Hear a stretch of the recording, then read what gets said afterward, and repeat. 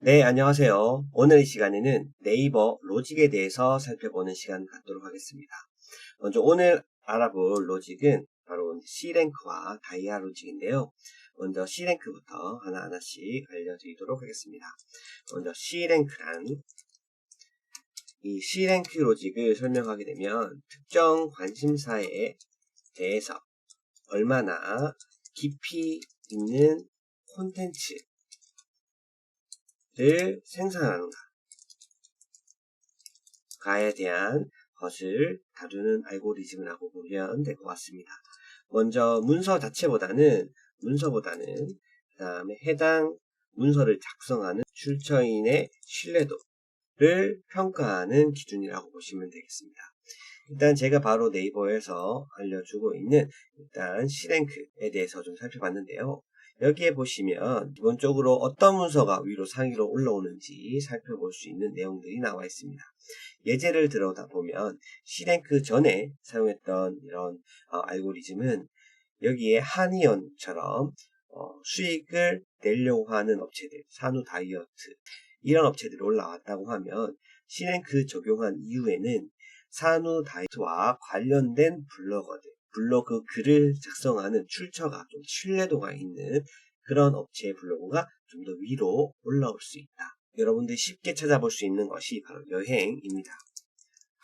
호주 여행으로 한번 검색을 해보겠습니다. 이렇게 했을 때 블로그를 보게 되면 효구루의 여행스, 그 다음에 It's Travel Time 이렇게 여행 관련되어 있는 이런 글들을 많이 작성한 블로거들이 C랭크에서는 좀 더 상위 랭크 될 수가 있다라고 보시면 될 것 같습니다. 이때 가장 중요하게 작용되는 것이 바로 맥락이 있고 내용, 그 다음에 소비 생산이 있습니다. 이 맥락은 그 다음에 주제별 관심사의 집중도, 한 블로거가 관련된 주제를 가지고 얼만큼 많이 글을 쓰고 활동을 했는지, 맛집을 잡는 키워드는 계속해서 맛집들을 찾아다니면서 글을 썼던 친구들, 이런 것들이 될 수가 있습니다. 그 다음에 내용을 보게 되면 정보의 품질입니다. 직접 이 정보를 블로그 콘텐츠를 생산해냈는지, 거기에 들어가는 사진들은 직접 만들어낸 것인지, 여러분들 경험이 필요한 것들이겠죠. 그 다음 소비 생산은 당연히 이제 이 글을 읽어가는 사람들이 댓글을 단다거나 좀 허가기 스크랩한다거나 이런 것들을 볼 수가 있습니다. 그리고 체류 시간 같은 것들이 있겠죠. 이런 것들이 한꺼번에 적용돼서 C랭크 블로그가 만들어질 수가 있습니다. C랭크 블로그를 쉽게 판단할 수 있는 것들은 직접 들어가 보시면 알 수가 있는데요. 컨텐츠의 양을 볼 수가 있습니다. 지금 보게 되면 1474건의 글을 작성한 것을 볼 수 있겠죠. 다음으로는 두 번째 블로그를 한번 들어가 보죠. 여기도 보면 1500개 이상의 글을 작성한 것을 볼 수가 있습니다.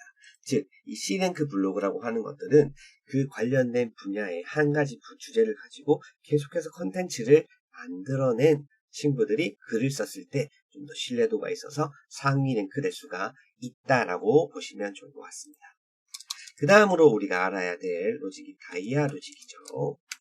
이미 오랫동안 관련된 주제를 가지고 작성되어 온 블로거들이 상위 랭크가 되다 보니까 이 사람들이 좀 더 독점해서 글이 올라오게 됩니다.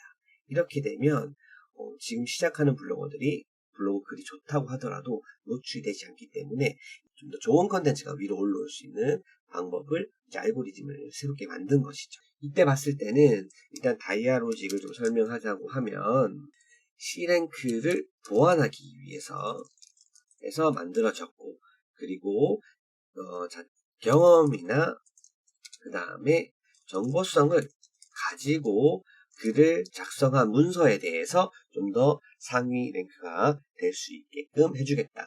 이게 꼭 오래된 블로그가 아니라도 이런 경우가 좀 생기게 되어집니다. 이런 것들 한번 찾아보도록 하겠습니다. 홍대 맛집 이런 것들 한번 들어가 볼까요? 여기에 보게 되면 지금 1위에 되어 있는 친구가 아마 그런 것 같습니다. 들어가 보도록 할게요. 2위, 3위, 4위 같은 경우에는 지금까지 계속해서 블로그 맛집 관련되어 있는 키워드를 계속해서 작성했던 친구들 같고요. 음악 여행 기자네요. 그 다음에 여기에 글은 많이 썼을 수 있겠습니다. 그런데 이 본인이 자체 생산한 글이겠죠. 게다가 여기에 경험이랑 여기에 다녀온 이제 정보성 이런 것들이 충분히 들어가서 다른 사람들이 이 글을 보고 판단할 수 있는 정보가 충분히 있다. 글의 내용들은 많네요. 댓글도 좀 쓰여져 있고 이런 것들이 되어 있을 때 상위 랭크 될 수 있다고 보여집니다. 나머지는 C랭크 블로그라고 판단되어질 수 있을 것 같습니다. 그럼 들어가서 한번 보도록 할게요. 물론 요리에 관련되어 있는 컨텐츠가 지금 700개가 넘습니다. 그죠? C랭크 블로그라고 여행 맛집 C랭크 블로그라고 볼 수 있을 것 같습니다. 다음 블로그도 한번 들어가 보도록 할게요. 쭉 들어갔을 때 지금 일상이 있고 트래블 여행 블로그도 있고 그 다음에 음식 관련되어 있는 컨텐츠가 지금 579개가 있습니다. 결국은 음식 관련되어 있는 컨텐츠가 많은 블로그가 올라왔을 수도 있습니다. 일단은 다이아로직 전문성과 경험과 이 겹쳐져 있는 글들이 먼저 다이아로직에서 구별이 되고 거기에서 C랭크 그 관련되어 있는 주제를 가진 블로거들이 좀 더 글을 잘 썼다고 하면 이 두 가지를 맞춰서 상위 랭크되는 경향이 있다. 작년 2019년 하반기 들어서 제일 문제가 됐던 것들 중에 하나가 여기 있는 콘텐츠의 양이었습니다. 보통 우리가 2,500자 정도 평균으로 예전에 썼다고 하면 이 10,000자까지 작성하는 데는 걸리는 시간이 어마무시하게 걸립니다. 과거엔 이런 글들이 많이 올라왔지만 지금은 2,500자 이상 정도의 글만 텍스트만 작성하더라도 여러분들이 정보성과 경험과 이런 것들을 넣게 되면 충분히 상위 랭크 될 수가 있는 지금 현 시점이라고 보시면 좋을 것 같습니다. 그래서 꼭 많이 쓰기보다는 지난번에 블로그 글쓰기에서 키워드가 적정 들어가고 글자량은 한 2,500자 정도만 글을 써서 작성해 주시면 될 것 같고 여러분들이 앞으로 키워나가고자 하는 그 블로그의 방향성 여행이면 여행 또는 음식이면 음식 저처럼 이제 마케팅 관련되어 있는 그다음에 마케팅 관련되어 있는 이런 것들을 나눠가면서 여러분들의 관심사를 주로 포스팅하는 그런 연습을 해주시면 여러분들도 최적화 블로그 이상 돼서 C랭크 블로그를 가질 수 있게 될 것입니다.